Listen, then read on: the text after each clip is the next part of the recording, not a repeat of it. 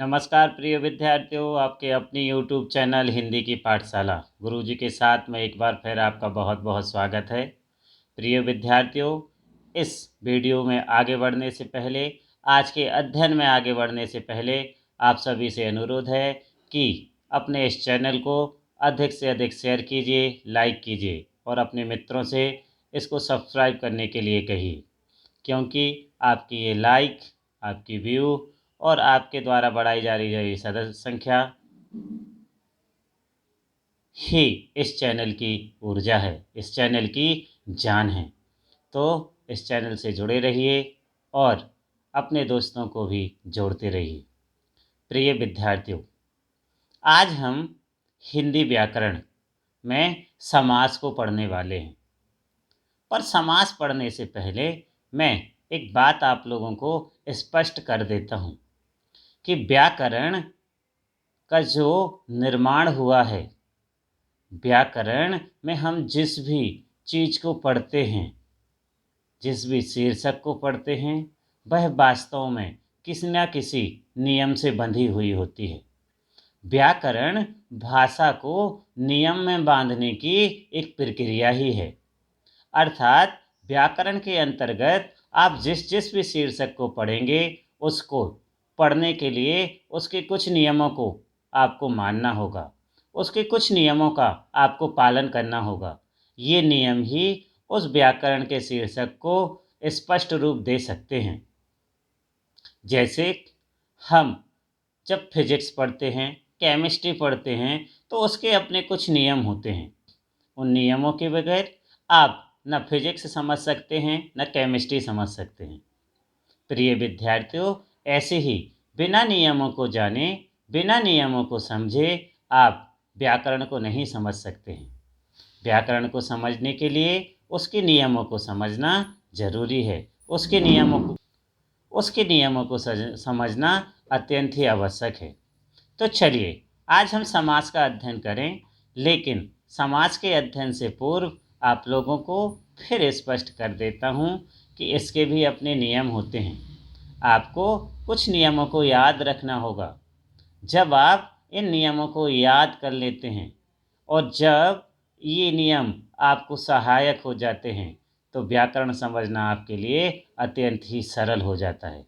ठीक वैसे ही जैसे आप फिजिक्स या केमिस्ट्री के नियम समझ लेते हैं, उसके बाद फिजिक्स और केमिस्ट्री को लगाना कितना आसान हो जाता है, उसको समझना कितना आसान हो जाता है। ये सारे के सारे फिजिक्स केमिस्ट्री के जितने भी सवाल होते हैं, आप यूँ चुटकियों में निकालते हुए चले जाते हैं। ठीक वैसे ही आप हिंदी व्याकरण को यूँ चुटकियों में समझ सकते हैं। बस आपको उसके नियमों का ध्यान रखना होगा।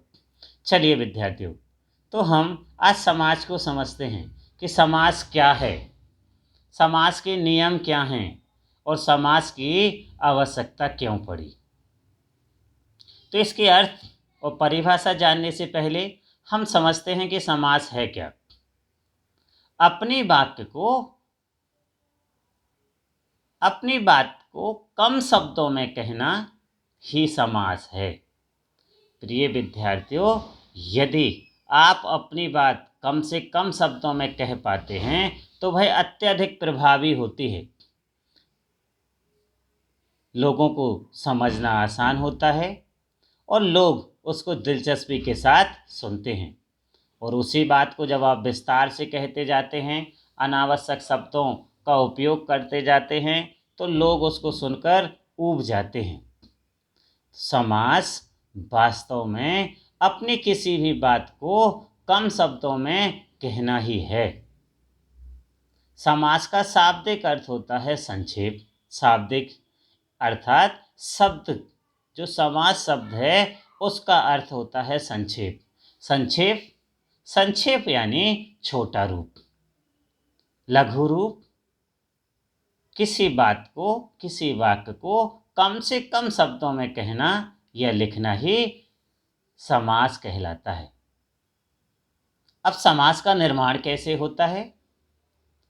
तो प्रिय विद्यार्थियों, दो या दो से अधिक पदों के मेल से जो नया शब्द बनता है उसे समस्त पद कहते हैं। अब ये पद क्या कहलाते हैं, ये भी सवाल होता है एक।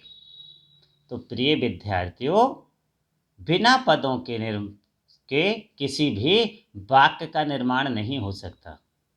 जब आप किसी वाक्य का निर्माण करते हैं तो उसमें आप पदों को भी पढ़ते हैं। जैसे यहाँ मैंने कहा, दो या दो से अधिक शब्दों। प्रिय विद्यार्थियों, यहाँ दो या दो से अधिक शब्द, ये सारे के सारे पद हैं और इन पदों के निर्माण से ही एक वाक्य का निर्माण होता है। तो जब दो या दो से अधिक शब्दों के मेल से जो शब्द बनता है उसको समस्त पद कहा जाता है। समस्त अर्थात संपूर्ण पद। इस मेल की प्रक्रिया को ही समास कहते हैं। प्रक्रिया अर्थात क्रिया। जब ये दो शब्द मिल जाते हैं, इनका मेल हो जाता है, तो उसको समास कहा जाता है। समास होने पर बीच की विभक्तियों, शब्दों तथा और आदि अवयवों का लोप हो जाता है। अब फिर एक सवाल आता है कि ये विभक्तियां क्या हैं, ये ऐसे कौन से शब्द हैं तथा और ये क्या है। प्रिय विद्यार्थियों, विभक्तियां, कारक चिन्हों को ही विभक्तियां कहा जाता है। जैसे आप लोगों ने कारक पढ़े होंगे, कर्ता ने, कर्म को, कर्ण से के लिए। प्रिय विद्यार्थियों, यहाँ पर जो नो, ने, को, से, के लिए, ये विभक्तियां हैं। आप जब बहुत से शब्दों को पढ़ते हैं तो उनमें कभी कभी आपको ये चिन्ह मिल भी जाते हैं, कभी कभी नहीं भी मिलते हैं। जैसे मैंने कहा, राजा का पुत्र, यहाँ विभक्ति है, संबंध कारक विभक्ति है। अब जब हम समास बनाएंगे तो होगा राजपुत्र, मतलब उस विभक्ति का लोप हो गया, शब्दों का लोप। मैंने कहा 10 हैं आनंद जिसके, समास बनाने पर समास बनता है दशानन, मतलब के हैं शब्दों का लोप हो गया, तथा और आदि अवयव। मैंने कहा माता और पिता, समास बनाने पर माता पिता, और शब्द का लोप हो गया। ये लोप होना भी समास का एक नियम है। अब हम समास को तो समझ गए, लेकिन आप लोगों को आता है कि समास का विग्रह कीजिए। अब ये विग्रह क्या कहलाता है? विग्रह अभी जब हमने शब्दों को छोटा करके लिखा था वह समास था, संक्षिप्तीकरण समास था। विग्रह अर्थात उस संक्षिप्तकरण को फिर विखंडित कर देना, अलग अलग कर देना, और अलग करने की प्रक्रिया, विखंडित करने की प्रक्रिया ही समास विग्रह कहलाती है। मैंने आपको एक उदाहरण बताया था, राजपुत्र, ये समास था। विग्रह राजा का पुत्र। अब हमने उन पदों को अलग अलग कर दिया, उनको बांट दिया, ये ही समास विग्रह कहलाता है। समास के अपने कुछ नियम होते हैं, इसकी कुछ अपनी विशेषताएं होती हैं। आज हम इनका भी अध्ययन करेंगे। समास की क्या विशेषताएं होती हैं? समास की पहली विशेषता होती है, इसमें दो पदों का योग होना अनिवार्य है।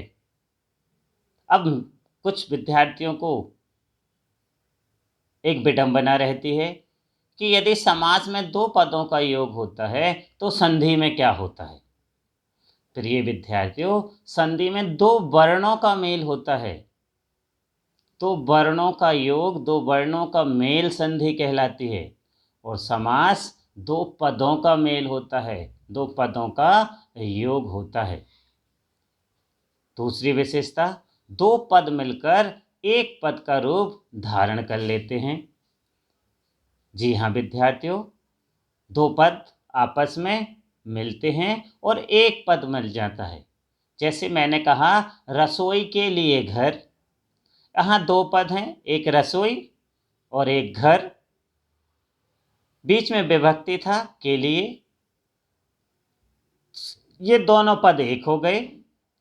रसोई के लिए घर एक होने पर होगा रसोई घर, अर्थात दो पद मिलकर एक पद के रूप में धारित हो गए। अगला एक जो विशेषता होती है, कुछ नियम होते हैं, वह ये है कि दो पदों के बीच की विभक्तियों का लोप हो जाता है।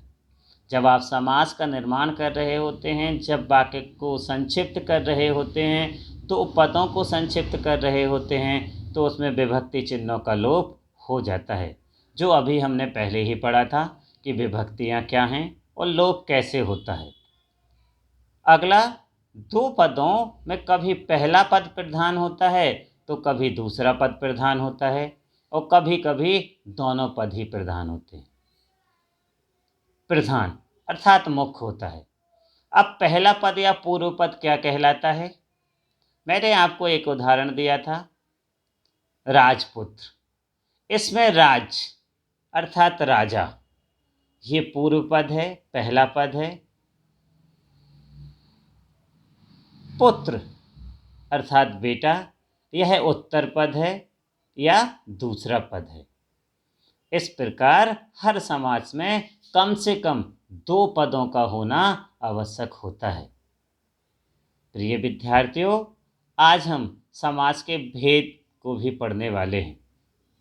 प्रिय विद्यार्थियों, समास में मुख्यतः 6 भेद होते हैं।